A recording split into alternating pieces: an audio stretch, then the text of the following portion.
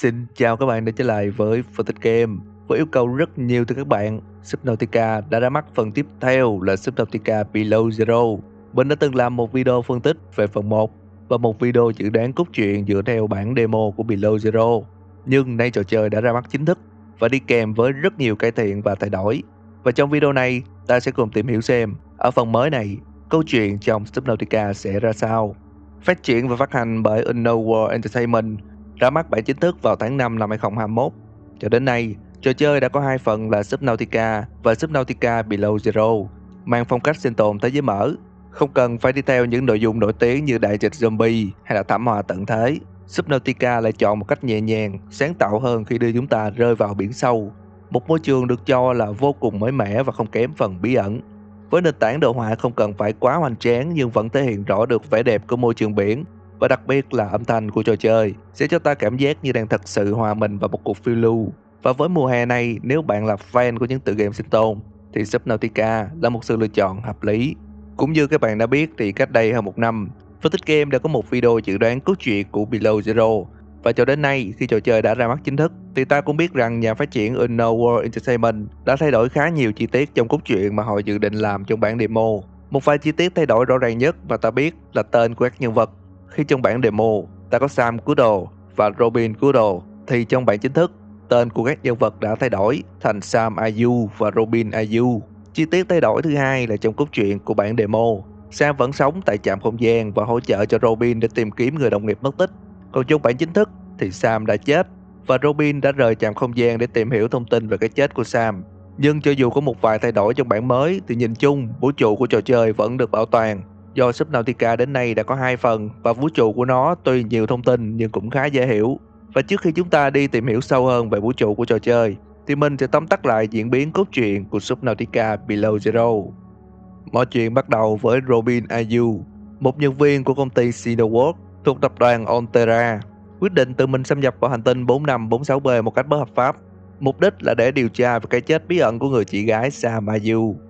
Tận dụng sự hỗn loạn đang xảy ra tại 4546B do ảnh hưởng của một cơn bão sao băng, Robin đã hạ cánh thành công vào Sector Zero tại bề mặt của hành tinh, đồng thời sinh tồn và nghiên cứu trong một chiếc Livebot nằm gần rặng đá san hô Twisty Bridge. Trong quá trình nghiên cứu, Robin phát hiện có một tín hiệu cầu cứu kỳ lạ phát ra từ sâu bên dưới đáy biển, và tại đó cô đã tìm thấy một phế tích của giống loài Architect, một giống loài ngoài hành tinh tiên tiến từng đặt chân đến 4546B hơn 1000 năm trước.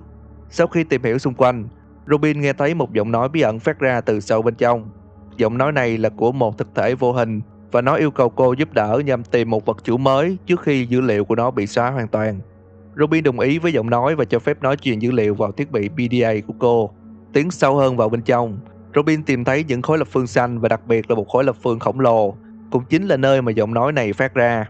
Robin tiến đến bảng điều khiển và đưa thiết bị PDA lại gần, thì đột nhiên một cánh tay thép nhấc cô lên không trung. Khối lập phương khổng lồ mở ra, phát ra một luồng ánh sáng xanh vào Robin khiến cô bất tỉnh. Khi tỉnh lại, Robin nghe thấy âm thanh của giọng nói, nhưng lần này nó phát ra từ trong đầu cô. Lúc này, Robin hiểu ra rằng thực thể vô hình đã không chuyển dữ liệu vào thiết bị PDA, mà nó đã chuyển dữ liệu vào vỏ não của Robin. Quay trở lại Livebot, giọng nói trong đầu Robin tự giới thiệu tên của nó là Alan. Alan hiểu rằng Robin không hề muốn dữ liệu của nó nằm trong vỏ não của cô. Vì vậy, Alan đã yêu cầu Robin tiếp tục tìm kiếm và nghiên cứu những phế tích khác của Architect nhằm xây dựng một vật chủ mới. Trong quá trình nghiên cứu, hệ thống định vị của Robin phát hiện tín hiệu từ một nơi gọi là trạm Delta. Khi đến nơi mà tín hiệu phát ra, Robin nhận thấy trạm Delta là một hòn đảo thuộc quyền kiểm soát của tập đoàn Onterra. Đây là khu vực mà các nhà nghiên cứu của Onterra sinh sống và làm việc. Trong quá trình lang thang trên đảo, Robin bất ngờ chạm mặt với một phụ nữ kỳ lạ. Bà ta hăm dọa Robin, yêu cầu cô rời khỏi đây rồi bỏ đi ngay lập tức mà không hề cho Robin thêm bất kỳ thông tin gì. Thiết bị định vị của Robin dò theo tín hiệu của người phụ nữ bí ẩn và mất dấu bà ta tại một vị trí cách trạm Delta 600m về hướng đông đông nam. Tại hòn đảo, trong quá trình tìm hiểu, Robin tìm thấy cơ sở nghiên cứu Phi Robotics. Đây là cơ sở mà Sam từng làm việc. Gần khu vực đó có một hang động lớn và ở bên trong, Robin nhìn thấy xác của một con Leviathan khổng lồ đang nằm trong lớp băng. Cô phát hiện con Leviathan này đang nhiễm virus Kara, một căn bệnh từng tiêu diệt rất nhiều sinh vật sống trên 4546B trong quá khứ. Robin còn tìm thấy những manh mối có liên quan đến cái chết của Sam. Các thông tin xác định rằng Sam do sơ suất nên đã gặp tai nạn trong quá trình nghiên cứu. Cụ thể là một vụ nổ đã gây ra chấn động và rung chuyển cấu trúc của hang động. khiến Sam rơi từ trên cao xuống và tử vong. Robin vô cùng bất ngờ vì thông tin này, do Sam là một người rất cẩn thận và việc Sam gây ra vụ nổ là điều không thể xảy ra.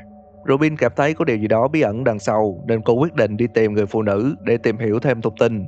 Bám theo tín hiệu và đi sâu xuống dưới đáy biển, Robin tìm thấy nơi trú ẩn của người phụ nữ. Tại đây, Robin được gặp và biết tên của bà ta là Margaret Maida. Robin giải thích cho Margaret về sự có mặt của cô tại 4546B, đồng thời cũng hỏi thăm thông tin về Sam. Margaret tỏ rõ sự nghi ngờ của bà ta đối với Robin. Bà ta gợi ý rằng nếu Robin không thuộc tập đoàn Onterra thì hãy ngắt tín hiệu định vị của tháp vệ tinh tại trạm Delta, và nếu thành công, bà ta sẽ cho cô thông tin về Sam. Robin nhận lời và quay lại trạm Delta. Cô ngắt tín hiệu định vị của tháp vệ tinh. Điều đó đồng thời cũng ngắt toàn bộ kết nối giữa 4546B và trụ sở Onterra. Ngay sau khi việc đó xảy ra, Robin đã có được lòng tin từ Margaret. Bà ta chủ động liên lạc với cô và hẹn gặp tại nhà kính cách trạm Delta gần 1 cây số về hướng đông. Khi đến được nhà kính, Margaret tiết lộ với Robin rằng bà ta và Sam đã quen biết nhau từ trước. Sam đã biết được kế hoạch của tập đoàn Onterra là trích xuất virus Kara từ xác con Leviathan nhiễm bệnh để nghiên cứu và chế tạo vũ khí sinh học. Do đó, Margaret và Sam đã âm thầm ngăn chặn kế hoạch đó bằng việc Sam sẽ chế vaccine chữa virus Kara và giấu nó ở một nơi an toàn, đồng thời cho nổ hang động để tập đoàn Onterra không thể trích xuất thêm virus Kara. Nhưng vụ nổ không phá hủy hoàn toàn được hang động mà còn dẫn đến cái chết của Sam. Robin lúc này đã hiểu ra mọi chuyện. Cô quay lại trạm phi robotics để tìm hộp vaccine mà Sam đã cất giấu. Sử dụng liều thuốc chữa bệnh, Robin tiêm nó lên cơ thể của con Leviathan và tiêu diệt mầm móng của virus Kara vĩnh viễn. Hành động này cũng là cách mà Robin hoàn thành công việc đang dang dở và tưởng nhớ đến Sam. Sau sự kiện đó, Robin tiếp tục công việc với Alan, tìm cách tạo một vật chủ mới để Alan có thể rời khỏi vỏ não của cô. Để làm được điều đó, Robin phải thăm dò tất cả các phế tích của Architect. Từ đó cũng tìm ra được 3 thành phần để tạo ra một vật chủ mới. Dữ liệu của Alan được chuyển vào thân xác mới. Alan nói với Robin rằng anh phải trở về hành tinh của mình nhằm tìm kiếm những Architect còn sống sót, đồng thời tái cấu trúc và xây dựng lại nền văn minh. Hiểu được tình hình của Alan, Robin đề nghị sẽ đi cùng anh và giúp đỡ trong kế hoạch sắp tới. Alan đồng ý với quyết định của Robin, nhưng cũng cảnh báo rằng nếu bước qua cánh cổng không gian, cô sẽ không thể quay lại với giống loài của mình. Dường như không còn lý do gì để ở lại. Robin chấp nhận bỏ lại mọi thứ sau lưng và cùng Alan tiến vào cổng không gian, bắt đầu hành trình giải cứu những người sống sót, đồng thời khám phá và xây dựng lại nền văn minh tại quê hương của những Architect. Đó là tóm tắt toàn bộ diễn biến của Subnautica Below Zero, cho ta một câu chuyện khá ly kỳ về quá trình nghiên cứu của Robin tại hành tinh 4546B. Và nếu bạn đã từng chơi phần đầu của Subnautica, bạn sẽ chẳng bất ngờ gì về những cái tên như Onterra, Architect, Margaret Maida. Tuy vậy, trong video này mình sẽ giới thiệu lại cho các bạn mọi thứ về vũ trụ của Subnautica. Nó sẽ không nhiều chi tiết như trong video phân tích mình đã làm lúc trước, nhưng đủ để các bạn có một góc nhìn toàn cảnh về các sự kiện đã xảy ra trước những diễn biến của Below Zero. Theo thông tin thu thập được từ các PDA, thì vũ trụ trong Subnautica bắt đầu từ hơn 1.000 năm trước các sự kiện trong trò chơi. Chủng loài Architect, một dạng sinh vật ngoài hành tinh sở hữu công nghệ vượt xa hàng ngàn lần so với loài người. Trong quá trình khám phá các hành tinh đã phát hiện ra virus Kara.